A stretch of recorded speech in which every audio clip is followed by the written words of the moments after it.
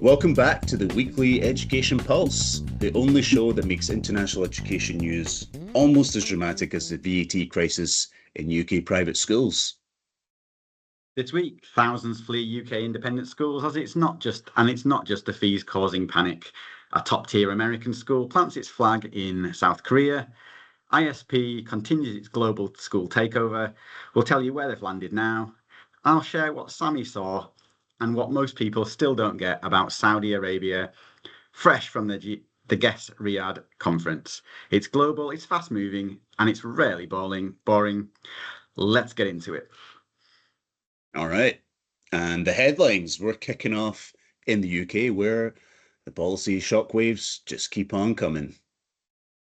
The Times reported that around 13,000 students have already left the UK independent school sector since the VAT was introduced on school fees in January this year, with the government only expecting around 3,000 students, and the school year is not yet over. And if you're wondering, yes, that's a full-blown exodus. Middle-income families getting priced out, bursaries being cut, and private education is drifting further into elite-only territory.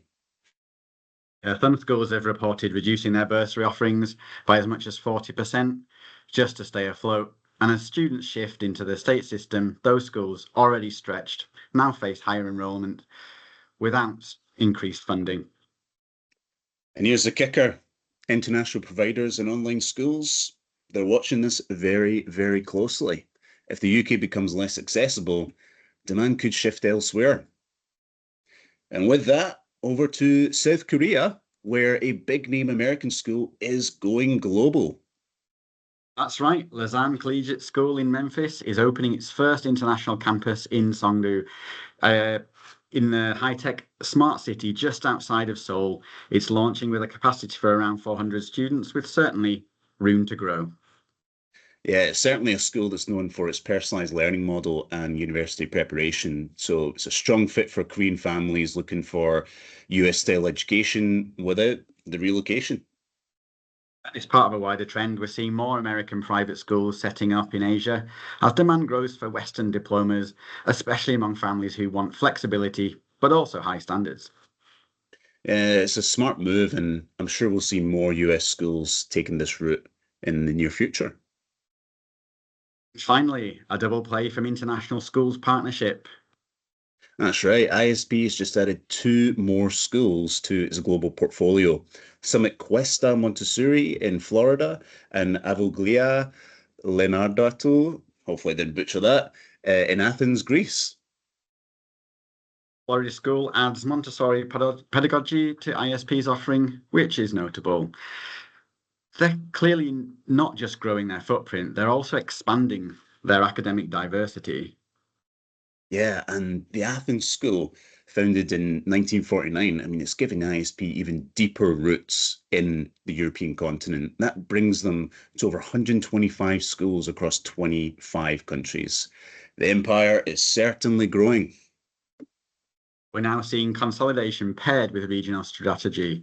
ISP isn't just buying schools, they're clustering, building hubs, and embedding and supporting those schools across the markets. Yeah, say what you want. It's aggressive, but it's definitely working. And with that, that's the weekly news. Policy, drama, global growth, and more movement in the space than an IB student's timetable. Let's turn our attention to Saudi Arabia and your recent visit to GESS Riyadh. Yes, I was over in Riyadh last week for the GESS conference, which is the Global Educational Suppliers and Solutions Conference. It's well-established international series of educational conferences and exhibitions. You know, they're hosting big annual events in places like Dubai, Indonesia, and now going to Saudi Arabia. So the goal for them is to bring together educators, suppliers, government bodies, and innovators all under one roof to share insights, showcase technology, and discuss where education is heading. It was just the second time that they've hosted this event in Saudi. Yeah, last year it was a smaller scaled event, somewhat like a soft launch that they had in Riyadh last year, which was like a test bed to see how it would go. But this year, it felt like a really big step up. bigger venue, the Mandarin Oriental in Riyadh, more speakers, more exhibitors, and definitely more momentum. Who's behind the organisation of the event? Yeah, the guest series is run globally by Informa Connect, part of Informa PLC. They're a major player when it comes to international events and exhibitions. So they're the same team behind Guest Dubai and Guest Indonesia. And for Saudi Arabia, they work in collaboration with local stakeholders, Ministry of Education, which is giving them an event that has strong relevance and legitimacy within the kingdom. Was there any particular focus or theme this year? Yeah, I mean, it's all linked to this Vision 2030. The overarching theme this year was transformation and innovation within education. So that Vision 2030, that's the national framework aiming to modernize the kingdom socially and economically. And of course, education is a core pillar. It's the center of this strategy. Know that you were speaking as well. Were there any other, apart from yourself, were there any other outstanding speakers that caught your eye? Yeah, definitely. Yeah, Ben Whitaker, who did a few sessions on AI, they were really engaging, authentic. It just cut through the hype and actual talking about the applications of AI in the classroom. No fluff, real world application. Neelam as well from AISL shared a bit how they've been bringing AI into the Harrow group of schools, which was very interesting insights. And also attended Clemmy Stewart and Anita Gleaves session on inclusion.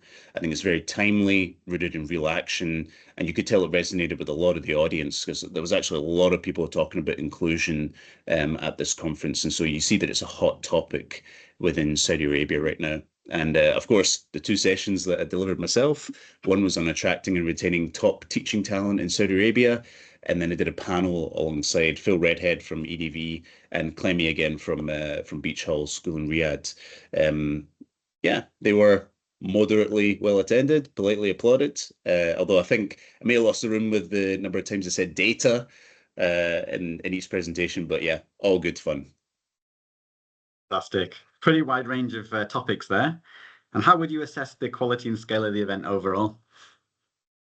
It's definitely still growing, and it's gathering momentum. There's an optimism in Saudi right now, and it's hard to explain unless you've been there, within Saudi itself. And GESS is trying to capture that. It felt like it's purposeful. It wasn't just a trade show, but a reflection of how fast the country is actually moving. You mentioned before there's a bit of a gap in that perception. What people outside think about Saudi, what's happening, what isn't quite aligned, what's actually going on? Yeah, exactly. I mean, even from the people speaking to at the event where this was their first time in Saudi Arabia, their perceptions were just blown away. Outside the region, there's still an outdated view that Saudi's change is slow or superficial, that it's still very restrictive on women. But the reality is, it's moving fast. And as well, education is at the forefront of those changes, and as well as equity for, bringing women into the workforce. I went to a number of different sessions where, yeah, a lot of female presenters. It's really changed since I was there back in 2015 when I used to visit as part of ISC research back then. But yeah, they've got the Expo coming up in 2030, the World Cup in 2034. It's accelerating everything, infrastructure, school development, partnerships, and culturally. I mean, a couple of weeks ago, Guns N' Roses played in Riyadh. I mean, that tells you everything. This would never have happened, 10, 20 years ago. That just would have been unthinkable to have Guns N' Roses, Axl screaming on stage in Riyadh. And it happened like 2 weeks ago. So you can see that there's definitely change happening on the ground. And I think that's a key thing. You got to be there to really feel that change. And as well, there's a lot of optimism from Saudi Arabians themselves. They are the ones carrying this optimism, and they're very, from the ones I'm speaking to anyway, they're very happy with how the country is moving forward and progressing. Fantastic. I mean, it really look like the GESS Saudi is going to become one of those must-attend events. Yeah, definitely. It's still establishing itself. The vibe was collaborative, sessions were meaningful, and like I say, the ambition is clear there. So if you're serious about understanding where international education is going, especially in the Middle East, you need to be there. And with that, it's a wrap of episode 2 of the Weekly Education Pulse.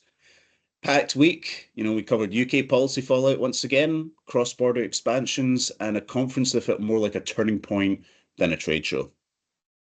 You want more of these insights? Live and in person, don't miss the ISC Research Annual Conference on the 15th and 16th of July. Yep, whether you're strategic, admissions, teaching, investment, it's the event that brings the global international schools community together. Find the full agenda on the ISC Research website. We hope to see you there. And in the meantime, like, subscribe, drop us a comment, send us a voice note, whatever you like. We'll see you here next week on the Weekly Education Pulse. Till next time.